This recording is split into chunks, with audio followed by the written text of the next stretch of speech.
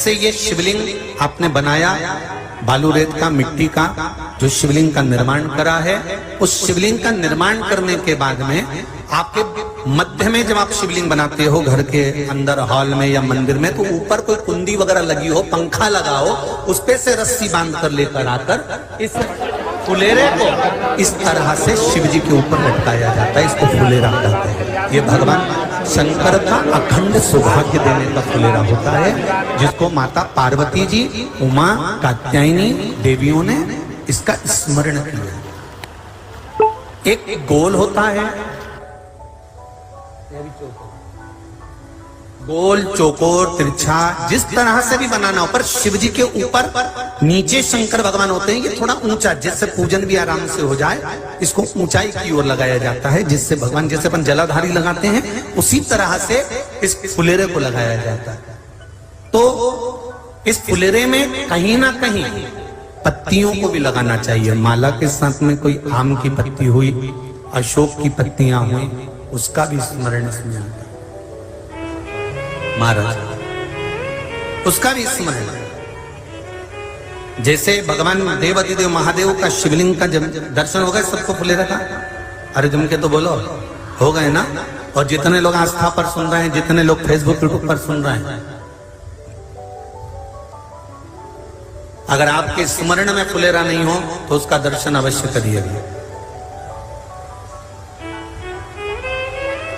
शिव मंदिर में अगर जलाधारी भी लगी हुई है तो जलाधारी से फूल बांधकर नीचे की ओर लटकाना चाहिए, पर लटकाना चाहिए, फुलेरा बनाना चाहिए।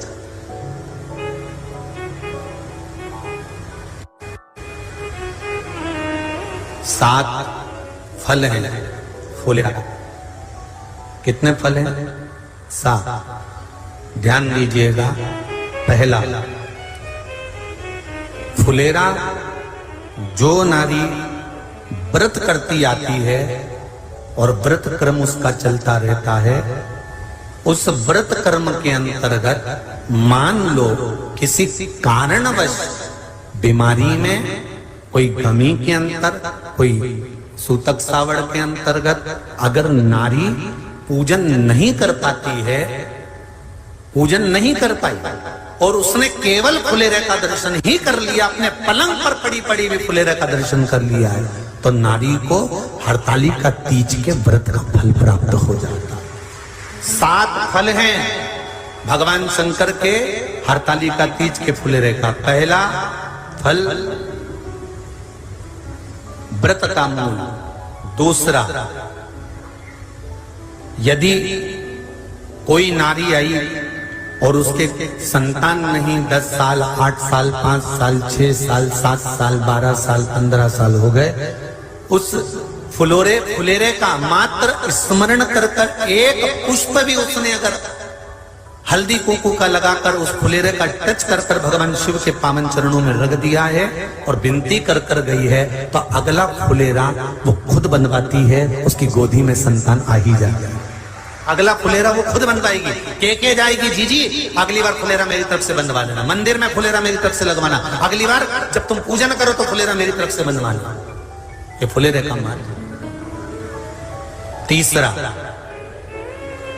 महाराज हम कोई दान, गौदान, हरतालिका तीज की किताब है आपके यहाँ, जो लोग पढ़ते होंगे हरतालिका तीज की किताब, उसमें लिखा है ब्राह्मण देव को ये दान देना है, ऐसा दान देना है।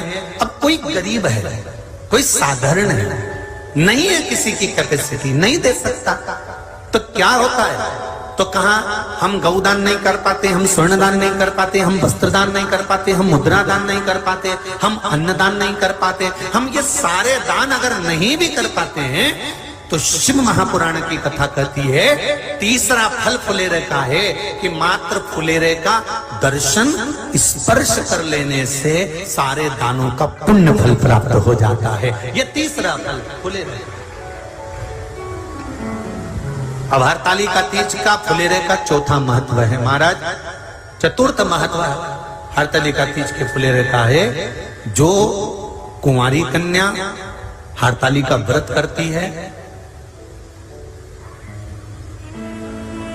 पहली बार जो हरतालिका तीज का व्रत करती हैं या हरतालिका तीज का उद्यापन कर देती हैं या किसी कारणवश शरीर ऐसा नहीं रहा कि बिना पानी के नहीं रह सकती, तो 2 बूंद अगर उन्होंने पानी भी पी लिया है या कोई कारणवश एक कुछ गलती हो भी गई है, तो मात्र फुलेरे का दर्शन कर लेने से वो गलती शंकर स्वीकार कर कर उसको क्षमा कर देते हैं। ये चतुर्थ भाव के अंतर।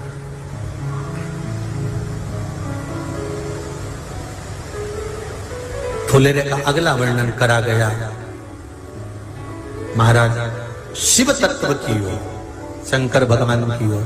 हम ना काशी जा सकते हैं, हम ना सोमनाथ जा सकते हैं, हम ना किसी स्थान पर जाकर एकांत में भगवान शंकर का स्मरण कर सकते हैं।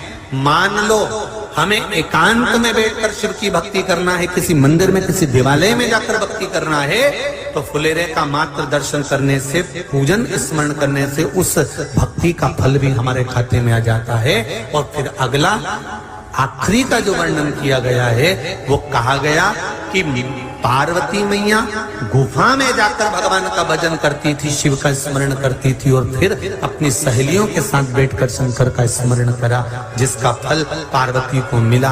तो कहा हम ना किसी गुफा में प्रवेश कर सकते हैं, ना हम किसी गुफा में या जंगल में जा सकते हैं। इस फुलेरे के नीचे शंकर भगवान की जब अर्चना करते हैं, आराधना करते हैं, हरतालिका तीज के दिन फुलेरे के नीचे हम भगवान शिव की पूजन करते हैं, तो हमारा वन में किया गया भजन का फल ही हमको प्राप्त हो जाता है। ऐसे फुलेरे का